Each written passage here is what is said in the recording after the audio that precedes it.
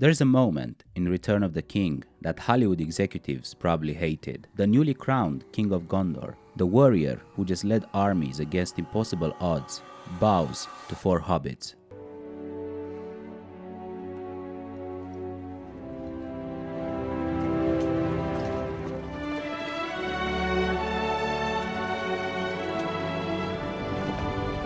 Not exactly the power move most blockbusters train us to expect, but that's Aragorn, a king who kneels. In a world where masculinity discourse has devolved into an endless shouting match between chest-thumping alpha bros and their equally dogmatic critics, Aragorn stands as a 70-year-old literary middle finger to our modern binary thinking. We've spent decades arguing about what men should be, and the answer was hiding in plain sight on our bookshelves the whole time. Our cultural conversation about masculinity is broken. One side screams that men should dominate everything around them, while another insists that any form of traditional masculinity is inherently toxic. It's a barren landscape of hot takes and cold comforts. But what if the model we need isn't new at all? What if J.R.R. Tolkien crafted a vision of masculinity so compelling that it still resonates across generations precisely because it transcends our tired modern categories? In Aragorn, we find a character who embodies seemingly contradictory virtues, strength and gentleness, leadership and service, confidence and humility, not as opposing forces but as integrated aspects of a complete human being. We first meet Aragorn as Strider, a mysterious, dangerous-looking, lurking in the corner of the prancing pony. The hobbits are terrified, and for good reason. This man radiates lethal capability. But what's fascinating is how Aragorn wields his strength. Throughout the trilogy, we never see him use his combat prowess for personal gain, to intimidate others, or to feed his ego. His skill with a blade isn't a personality trait, it's a tool he deploys only when necessary to protect others. Take the Weathertop scene for example. Aragorn doesn't leap into battle to prove himself. He fights because four hobbits need protection from forces they can't possibly defeat alone. His abilities exist to serve a purpose beyond himself. This flies in the face of how strength is often portrayed in our culture. We're bombarded with images of men using physical prowess to dominate others, to attract women, or prove some point about their worth. It's strength as identity rather than strength as utility. And here's where it gets interesting. Aragorn's approach to strength isn't some soft, watered-down alternative. It's actually, in my opinion, more badass. Any meathead can throw their weight around when there's something to gain. It takes a different kind of strength to risk everything for others with zero expectation of reward. And let's not forget the actor who played him. Viggo Mortensen, the guy who broke his toe kicking that helmet and kept going, brings an authenticity to the role that transcends typical Hollywood masculinity. He once described Aragorn as a man who makes decisions based on the welfare of the group rather than himself. That's not weakness, that's leadership. The lesson here is that real strength isn't about dominating others. It's about having the capacity to protect what matters. It's ability with purpose, not ability for its own sake. I keep thinking about the quote, "The hands of the king are the hands of a healer." This line from Tolkien's text perfectly captures what makes Aragorn's masculinity so compelling. He embodies the archetype of the shepherd, not just the soldier. When Aragorn finally enters Minas Tirith, what's the first thing he does? Not claim the throne or demand recognition. He goes to the House of Healing.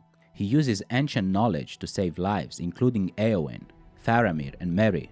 It's a striking image, the warrior king bent over sickbeds, gently crushing healing herbs, whispering ancient elvish remedies. This is not accidental at all. Tolkien was shaped by the horrors of World War I, understood that true protection involves more than fighting prowess. It requires the wisdom to know when to fight and when to heal. Contemporary masculinity often glorifies the capacity for violence while ignoring the equally important capacity for restoration. We celebrate the soldier but forget the medic. We admire the fighter but overlook the builder.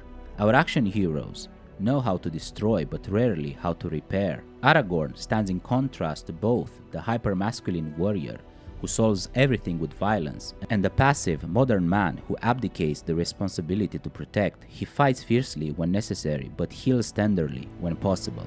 I'm sure you remember his words at the Black Gate. "This day we fight." It's not a gleeful battle cry. It's a grim acknowledgement of necessity. He doesn't love war. He loves what he's protecting. This balance offers a profound insight. True masculinity isn't defined by destruction or domination, but by the ability to preserve what's good, true, and beautiful. Sometimes that means fighting, sometimes that means healing. Wisdom lies in knowing the difference. Not stop till nightfall. What about breakfast? We've already had it. We've had one, yes. What about second breakfast? The look on Aragorn's face as he tosses apples back to the hobbits says everything. Exasperation, amusement, affection, all perfectly balanced. This small moment reveals something crucial about Aragorn's emotional life. He feels deeply, but is not ruled by his feelings. When Boromir dies, Aragorn doesn't suppress his grief. He touches his forehead to Boromir's in genuine mourning, but he also doesn't collapse. He honors his fallen brother in arms, then immediately turns his attention to the remaining fellowship's needs. This isn't the stoicism of action heroes who never show emotion except controlled anger, nor is it the unchecked emotional expressiveness that some modern perspectives insist is the only healthy alternative. It's something more nuanced, what the ancient philosophers actually meant by stoicism. True stoicism isn't emotional repression, it's emotional wisdom. It's understanding that emotions provide vital information but shouldn't dictate our actions. Aragorn exemplifies this perfectly. He experiences the full spectrum of human emotion, love, grief, fear, joy, but maintains the clarity to act effectively, regardless of how he feels. When he kicks the helmet after finding what he believes are Merry and Pippin's remains, we see his frustration and grief explode, but it doesn't derail the mission. He channels those emotions into heightened attention, noticing the tracks that tell him the hobbits might still be alive. Today's men are caught between two destructive messages. Real men don't feel, and your emotions should drive everything you do. Both are, in my opinion, garbage. Aragorn shows us that real emotional strength means feeling deeply without becoming enslaved to those feelings. In a world of emotional extremes, Aragorn's balance seems almost revolutionary. He neither suppresses his humanity nor surrenders his judgment. He feels and acknowledges those feelings, then decides how to act based on what the situation demands, not just what his emotions suggest. For a guy who's literally the prophesied king returning to save his people, Aragorn sure doesn't seem eager to claim his crown. Modern self-help gurus would probably diagnose him with imposter syndrome and prescribe some affirmations and power poses. But Aragorn's reluctance isn't insecurity, it's clarity. True humility isn't thinking less of yourself, it's thinking of yourself accurately. Aragorn knows exactly who he is, including his strengths and his weaknesses. He knows he's descended from Isildur, who failed to destroy the ring. He knows his claim to the throne of Gondor is legitimate, but would be meaningless without proving himself worthy of it. This self-awareness is what allows him to reject the ring when Frodo offers it. Unlike Boromir, who overestimates his ability to resist corruption, Aragorn recognizes his limitations.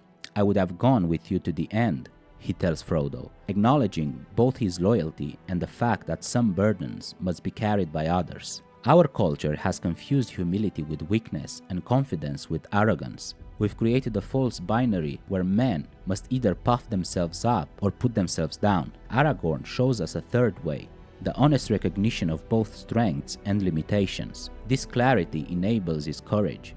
He doesn't charge into battle with blind confidence or shy away from responsibility due to insecurity. He acts boldly precisely because he understands the reality of his situation. When he declares, "I am Isildur's heir to the army of the dead," it's not ego speaking, it's honest recognition of his identity and authority. When he later tells Éowyn, "It is but a shadow and a thought that you love," he's not being cruel, he's being truthful about a reality she needs to face.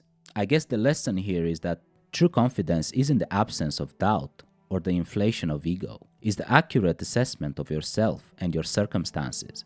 Aragorn's humility isn't weakness, it's the foundation of his strength. The word magnanimity isn't used much anymore, which is a shame because it perfectly captures one of Aragorn's most defining qualities.